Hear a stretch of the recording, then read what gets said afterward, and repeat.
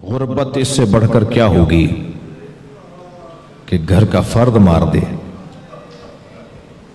جب مولا حسن کو جودہ بنت اشس نے زہر دیا تھا نا، تو اس وقت امام روزے سے تھے۔ اہل صوم جانتے ہیں، کوئی شخص روزے سے ہو، بھوک سے ہو اور افطاری میں زہر دیا جائے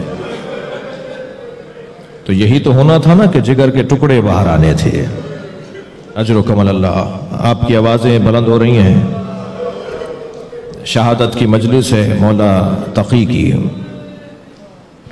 جب میرے مولا حسن مجتبیٰ نے 2 گھونٹ زہر کے لیے نا، تو وہ کاسا زمین پہ رکھتے ہوئے فرمایا تیری مراد پوری ہو جائے گی، جو تو چاہتی ہے نا وہ پوری ہو جائے گی۔ یہی کیفیت عزادارو مولا محمد تقی کی ہے۔ امام کو زہر دیا ہے زوجہ نے، اور امام کم سن ترین امام 28 سال میں شہید ہو رہے ہیں۔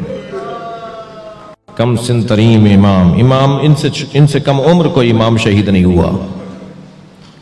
اور مولا کو جب شہید کر دیا گیا تو امام علی نقی نے غسل و کفن دیا، اور غسل و کفن دے کر جب جنازہ اٹھا تو جنازے میں ایک بڑی تعداد تھی جو شریک تھی، مگر چاہنے والوں نے دیکھا کہ امام علی نقی کی آنکھوں میں آنسو ہیں جو رک نہیں رہے، تو ایک چاہنے والے نے بڑھ کر کہا مولا آپ صابر امام ہیں، تو فرمایا میں اپنے بابا کے جنازے پہ اس لیے رو رہا ہوں کہ ایک جنازہ کربلا میں 3 دن بے گور و کفن رہا، کوئی نہ تھا جو میرے جد حسین کے جنازے کو دفناتا۔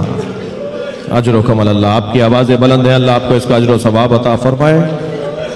امام محمد تقی کے جنازے میں لوگ شریک تھے، انہیں قبر کے حوالے کیا گیا۔ آج مزار ہے کاظمین میں مولا تقی کا، لیکن عزادارو سلام ہو اس بیٹے پر جو بابا کے جنازے پر آیا ہے اور جنازہ پہچانا نہیں جا رہا ہے۔ میرے مولا حسین پر اتنے گھوڑے دوڑائے گئے، اجرکم اللہ، اجرکم اللہ۔ خدا کسی غم میں نہ رلائے سوائے غم اہل بیت میں رونے رلانے والوں میں قرار دے۔ چلیے کچھ دیر کے لیے کربلا چلیے۔ حسین حسین میرے مولا کربلا کے میدان میں جب تنہا رہ گئے نا، اور ہزاروں زخم مولا کے تن مبارک پر لگ چکے، تو مولا حسین سے گھوڑے پر بیٹھا نہیں جا رہا تھا۔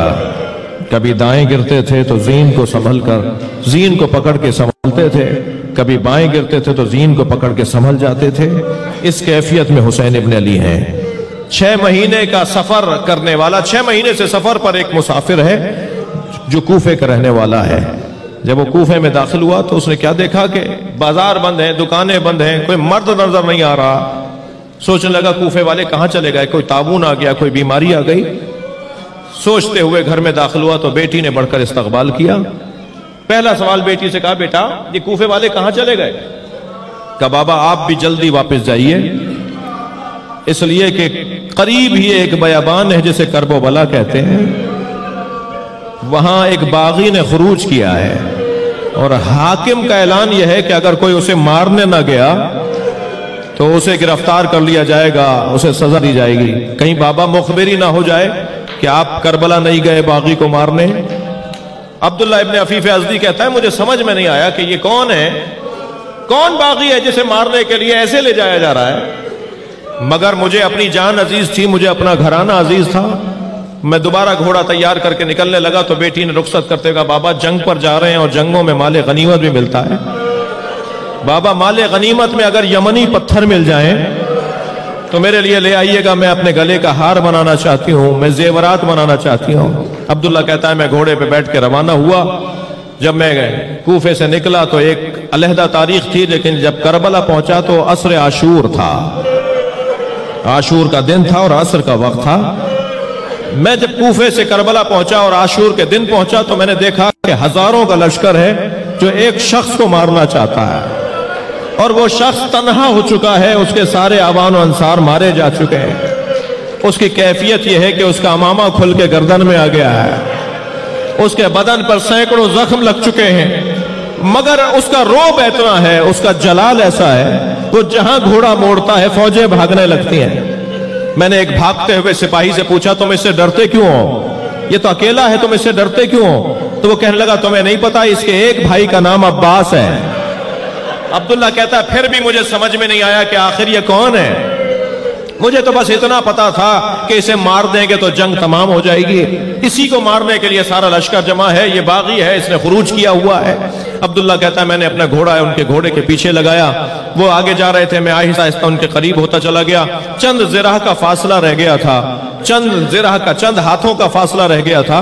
میں نے دیکھا ان کا گھوڑا آگے ہے اور میں پیچھے ہوں، مجھے محسوس ہوا کہ میں حملہ کر کے انہیں مار سکتا ہوں۔ میں نے جیسے ہی تلوار نکال کے ارادہ کیا کہ گھوڑے کو ایڑ لگاؤں، انہوں نے مڑ کر مجھے دیکھا اور کہا عبداللہ قریب آؤ۔ میرے ہاتھ پیر کانپنے لگے، یہ کون ہے جو میرے نام سے مجھے پکارتے ہیں؟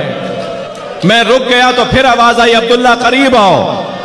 میں نے آگے بڑھنے سے گریز کیا، خوف آ رہا تھا مجھے، تو انہوں نے ہاتھ سے انگوٹھی اتاری اور کہا یہ عقیق یمنی ہے، اپنی بیٹی کو جا کے دینا اور کہنا میں باغی نہیں ہوں، میں زہرا کا لال حسین۔ اجرکم اللہ، اجرکم اللہ۔ جیسے ہی عبداللہ کو معلوم ہوا کہ یہ حسین ابن علی ہے، فوراً تلوار نکال کے مولا کے گرد حفاظت کے لیے چکر کاٹنے لگا۔ مولا نے کہا قریب آؤ عبداللہ قریب آؤ، واپس چلے جاؤ، واپس چلے جاؤ۔ کہا مولا میں آپ کو تنہا چھوڑ کر کہاں چلا جاؤں؟ کہا عبداللہ واپس چلے جاؤ، چند دنوں بعد میری بہن زینب آئے گی، اسے کچھ چادریں لا کر دے دینا، میری بہنوں کے سروں پر چادریں نہیں۔